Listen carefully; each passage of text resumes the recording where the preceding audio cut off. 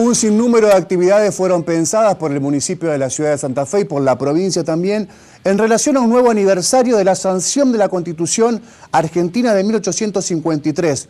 Un tiempo convulsionado, de mucha fricción política, pero también con una necesidad grande de organizar jurídicamente el Estado. Había un poder importante representado en Urquiza que justamente era el paraguas de aquella convención, de aquel congreso que sesionó durante un año, entre mediados del 52 y, por supuesto, hasta su sanción.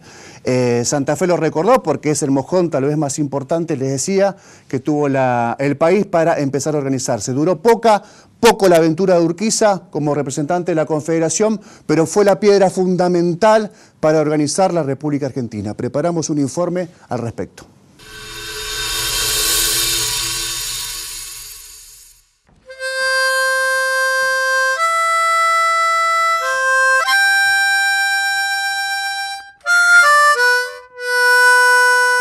Este lugar se denomina la Plaza de las Tres Culturas. Hace 161 años sesionó la Asamblea Constituyente que elaboró el primer texto de la Carta Magna Argentina que ordenó jurídicamente al país. Estamos en lo que se dice en el camino de la Constitución.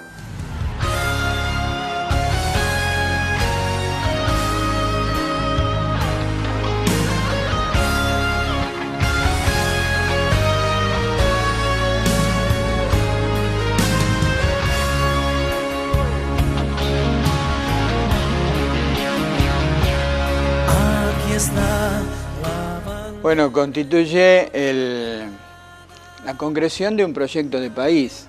Dentro de los diversos proyectos que se fueron barajando a partir de la Revolución de Mayo, el proyecto federal es uno de los que más luchó por imponerse y que termina logrando, a partir de que Urquiza concentra un gran poder en los últimos tramos del gobierno de Rosas y termina derrocando a Rosas, entonces, basado en ese poder de Urquiza, se convoca a este Congreso que pone en funcionamiento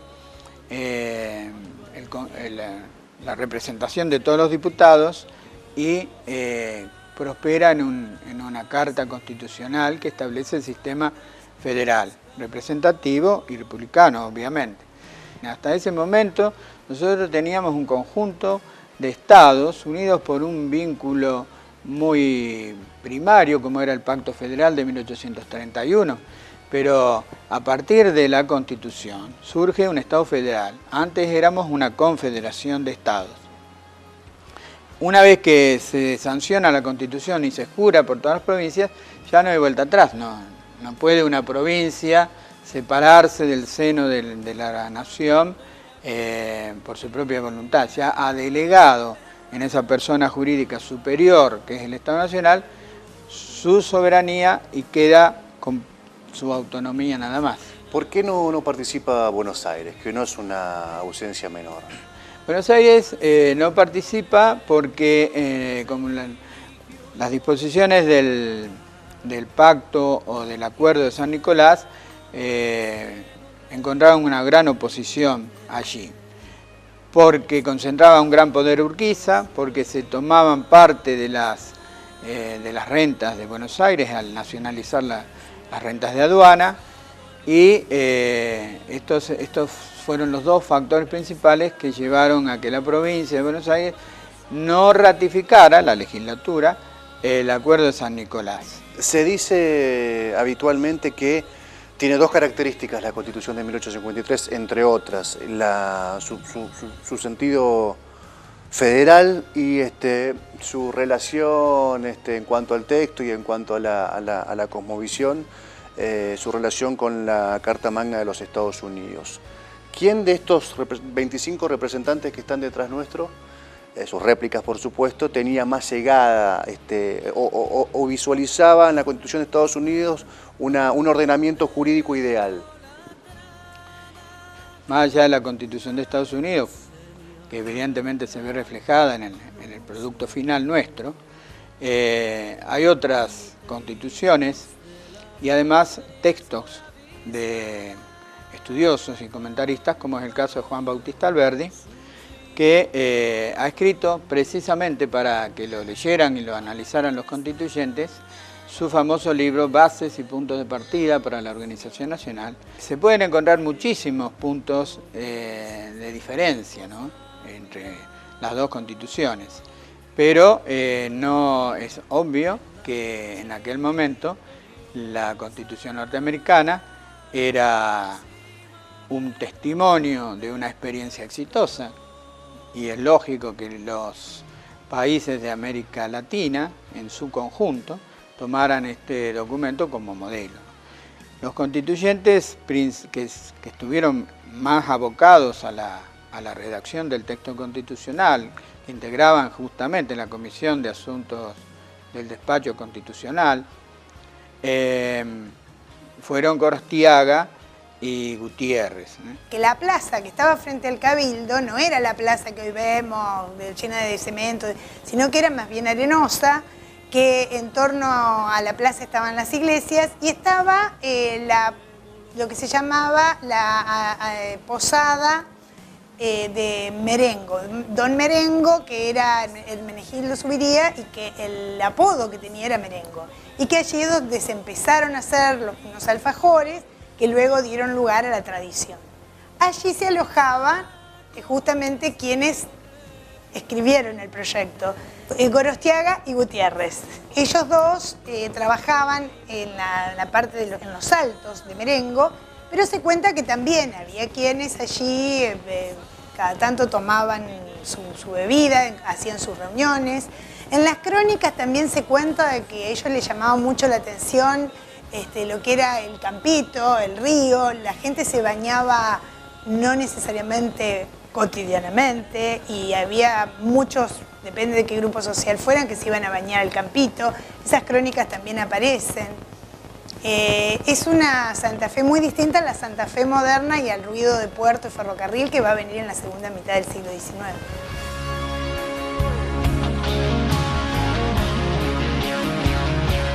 Aquí está la bandera idolatrada.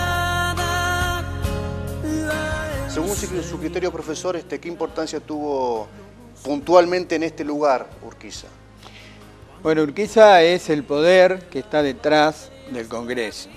El proyecto de Constitución nunca se hubiera materializado, como había ocurrido con proyectos anteriores, si no hubiera estado respaldado por un verdadero poder político y militar como era el que tenía Urquiza. O sea, la figura de Urquiza es, como dije, relevante en tanto y en cuanto él es el que propicia la Constitución, propicia la reunión del Congreso. Debe enfrentarse, bueno, primero contra Rosas en Caseros, después contra Buenos Aires, que no acepta las disposiciones del Acuerdo de San Nicolás, y protege al Congreso, le permite cumplir con sus funciones.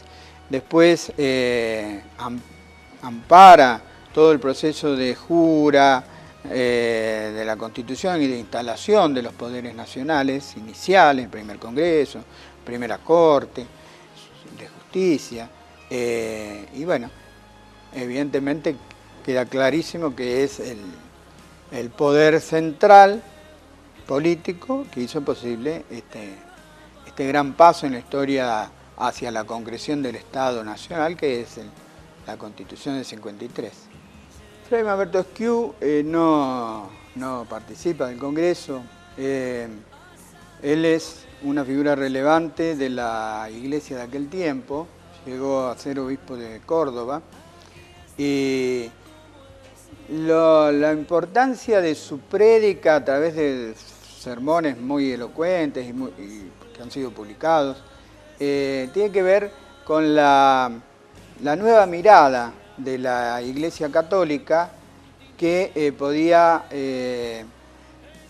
hacer compatibles los principios de la Iglesia con las nuevas ideas liberales. Esto costó muchísimo a la Iglesia al nivel del papado. Hay numerosas encíclicas papales del siglo XIX que siguen sosteniendo de alguna manera el absolutismo monárquico y el poder de origen divino. Esto es gravísimo. Realmente la Iglesia estuvo muchísimo tiempo negando la modernidad. Y en la figura de Fray Mamerto Esquiú tenemos a un sacerdote del fin del mundo, como diría el Papa Francisco, que presenta ideas modernas para conciliar el Estado secular con la tradición de la Iglesia Católica.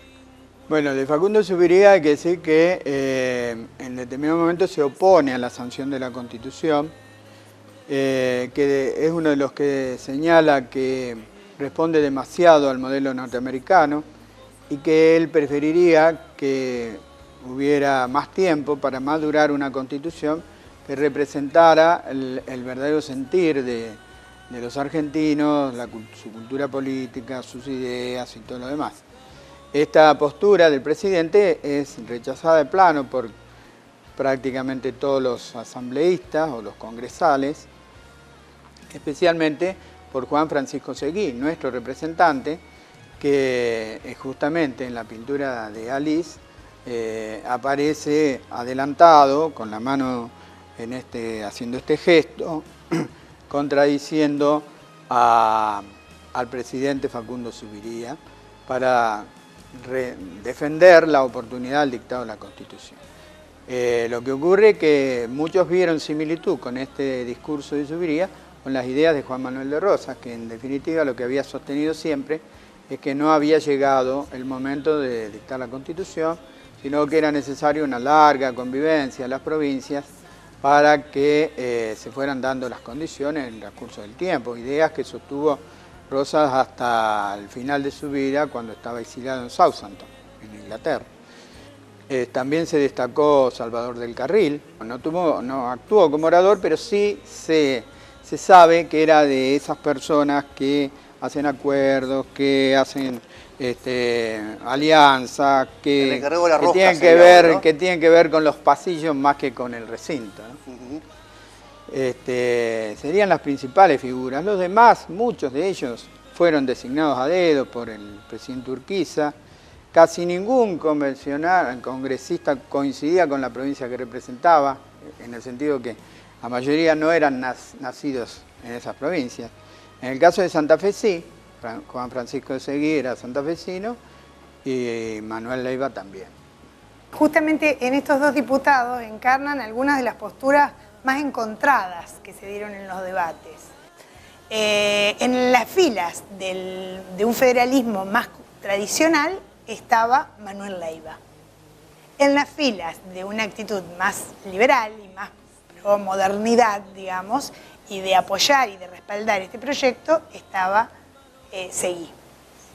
Entonces, en los debates hubo una noche, especialmente, que es la del 20 de abril, en la que fueron de muy elevada intensidad los debates, en la que se dice que también Facundo Zuviría, que era el presidente del Congreso, instaba que finalmente se declarara la Constitución, y bueno, nosotros podemos decir que se destacaron nuestros dos hombres, sobre todo por la contundencia de sus argumentos, cada uno en lo suyo.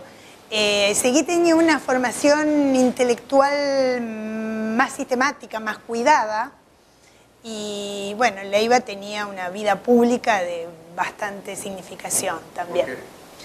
Porque habían colaborado, en el caso de toda la familia de los Seguí habían colaborado con López, y en el caso de Leiva tenía mucha cercanía con los sectores federales del litoral.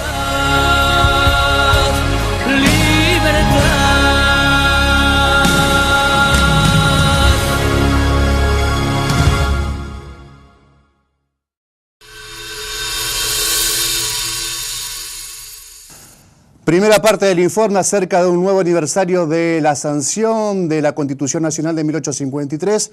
Ustedes están empezando a entender quiénes fueron los que rosquearon entre los 25 congresistas de aquel momento, los cerebros que llevaron adelante la escritura, quienes escribieron de puño y letra el texto de la Constitución, y también empezarán a ver y descubrir cómo era la Santa Fe de ese momento y cómo era el contexto que permitió a nivel nacional y local que este proyecto se lleve adelante. Todo esto tras la pausa.